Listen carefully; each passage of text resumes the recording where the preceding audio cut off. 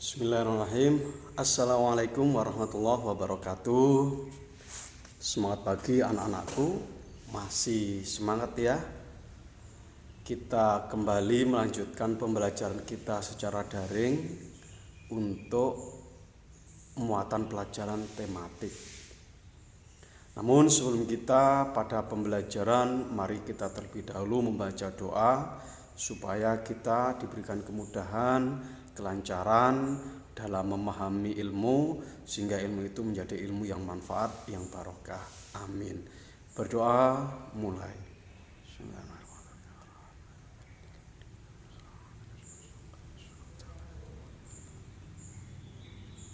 Selesai.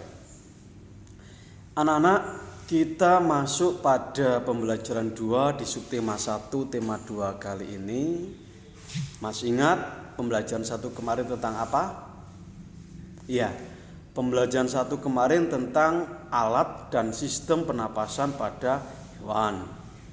Ada ikan dengan insang, ada reptil, ada mamalia, aves, kelompok burung dan sebagainya.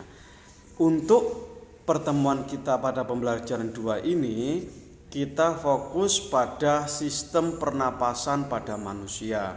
Silakan buku paket kalian dibuka anak-anak. Tema 2, subtema 1 pembelajaran 2 pada halaman 13. Di halaman 13 kita akan melakukan kegiatan Ayo Membaca yang berjudul Sistem Pernapasan pada Manusia.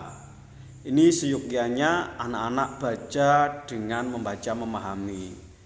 Artinya begitu membaca paham apa yang dimaksud dengan bacaan tersebut. Oke, Pak Sugeng akan membantu anak-anak untuk memahamkan materi di pembelajaran kedua ini, yakni sistem pada pernapasan manusia. Tolong disimak ya. Sistem pernapasan pada manusia. Manusia bernapas untuk memasukkan udara ke dalam tubuh. Udara mengandung oksigen. Oksigen dibutuhkan untuk mendapatkan energi dari makanan. Energi ini menggerakkan semua proses kehidupan yang sangat penting pada tubuh. Organ pernapasan manusia terdiri atas hidung, faring, luring, trakea, bronkus, bronkeolus, dan paru-paru atau alveolus. Oke, satu persatu kita bahas. Yang pertama, hidung. Udara yang kita hirup masuk melalui lubang hidung ke dalam rongga hidung. Ya, di dalam rongga hidung, lubang, rongga itu bolongan lubang, terdapat rambut-rambut pendek dan tebal. Pasti anak-anak semua punya. Cek. Nah, ada kan? Nah, itu gunanya apa? Ada gunanya. Allah menciptakan sekecil apapun ciptaan itu ada guna dan fungsi, yakni menyaring dan menangkap kotoran yang masuk bersama udara. Kan yang kita hirup nggak selalu udara sehat, nggak selalu segar.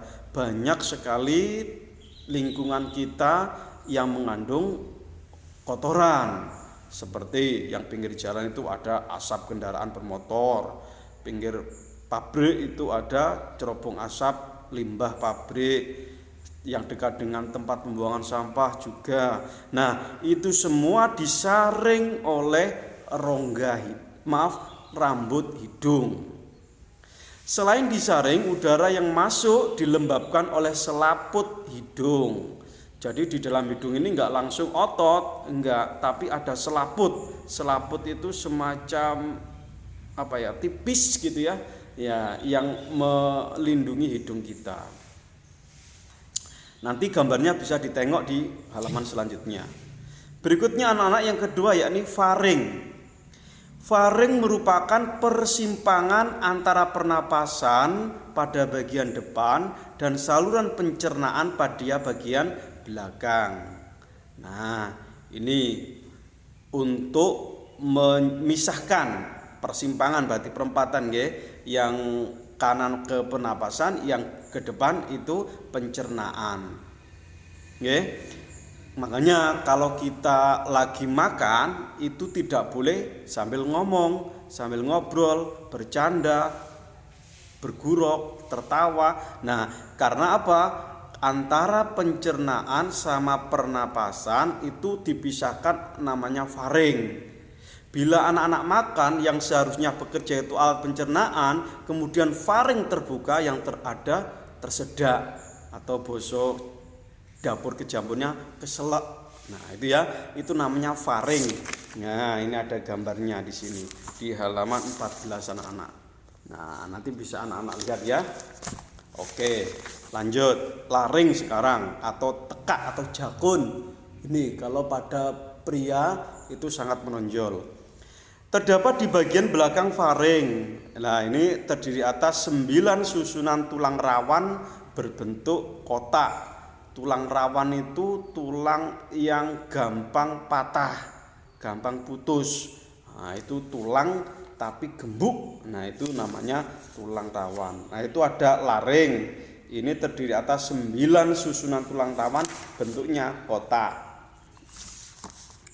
Berikutnya trakea atau batang tenggorokan. Nah, batang tenggorokan ke sini anak-anak. Nah, ini ada jaringan yang disebut silia. Nah, silia ini bergerak mendorong keluar debu-debu dan bakteri yang masuk. Jadi tadi rambut hidung ada yang lolos, berosot masuk ke dalam. Nah, ini trakea bertugas untuk mendorong debu-debu dan bakteri yang masuk tadi supaya keluar lagi. Berikutnya bronkus. Bronkus merupakan percabangan dari trakea serta terdiri atas bronkus kiri dan bronkus kanan. Nah, cabang dari trakea itu ada bronkus. Kemudian cabang dari bronkus namanya bronkiolus. Nah, yang terakhir anak-anak, alveolus. Alveolus merupakan tempat terjadinya pertukaran oksigen dan karbon dioksida. Oksigen diserap, karbon dioksida dilepas. Nah, ini yang melakukan adalah alveolus, berada di paru-paru. Nah, makanya kalau sakit bronkitis, sakit radang paru-paru atau TBC dan sebagainya itu berada di alveolus. Nah, alveolus ini berbentuk seperti buah anggur. Ya. Nah, bunter. Itu nanti bisa anak-anak pelajari gambarnya di halaman 14 dan 15. Nah, bagaimana prosesnya? Gini anak-anak, udara masuk ke dalam tubuh melalui lubang hidung, disaring oleh rambut hidung, masuk ke dalam batang tenggorokan. Batang tenggorokan itu pipa mulai dari belakang hidung dan mulut. Belakang hidung dan mulut, ini ya, itu namanya batang tenggorokan. Lalu turun ke paru-paru. Dari batang tenggorokan udara masuk ke dalam paru-paru. Dalam paru-paru oksigen diserap oleh pembuluh darah halus. Karbon dioksida dilepas atau dibuang. Pembuluh darah masuk ke dalam paru-paru, selanjutnya dibuang saat kita menghembuskan nafas. Oke anak-anak.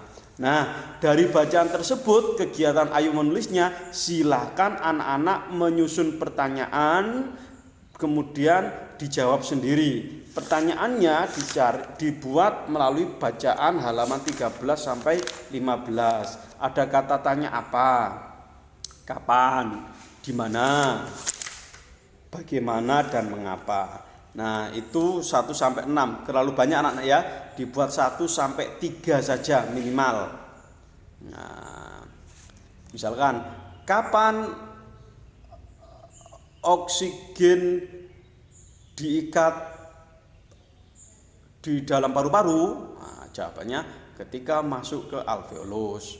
Kalau di mana gampang, di mana tempat disaringnya udara yang masuk melalui hidung, di bulu hidung dan seterusnya. Silakan anak-anak ya, masing-masing kata tanya 3. Nah, selanjutnya anak-anak buatkan bagan kerja organ pernapasan manusia. Ini di buku gambar. Semisal bagiannya yang nomor 1 hidung. Nah, anak-anak gambar hidung. Terus dipanah.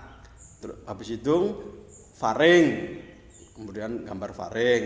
Kemudian dipanah lagi laring, atau digambarkan carta yang tadi 1, kemudian dikasih keterangan seperti halaman 13 dan 14 dan 15. Oke, itu anak-anak ya. Oke.